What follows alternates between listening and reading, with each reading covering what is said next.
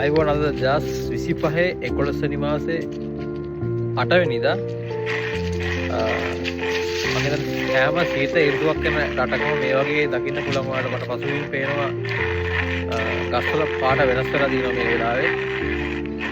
ගස්වල පොළ කහ පාට වෙලා රතු පාට වෙලා මේ පොළ තව සතියකින් විතර මේ ඔක්කොම ගස්වල නටු ඉතුරු වෙද්දි ඔක්කොම පොළ බිමට වැටෙනවා. ඉතින් මේක සීත රටවල ඉන්න අයට බහ ලොකු දෙයක් නෙවෙයි. නමුත් අපි ලංකාවේ වගේ රටවල් වල මේක විශේෂ දෙයක්. මොකද අපේ ලංකාවේ නම් ගොඩක් දුරට රබර් ගස් වල තමයි කොළ හැලෙන්නේ. නමුත් මේ සීත රටවල් වල ගස් සීත කාට ඔරොත්තු දෙන්න ගස් වල කොළ හැලෙනවා.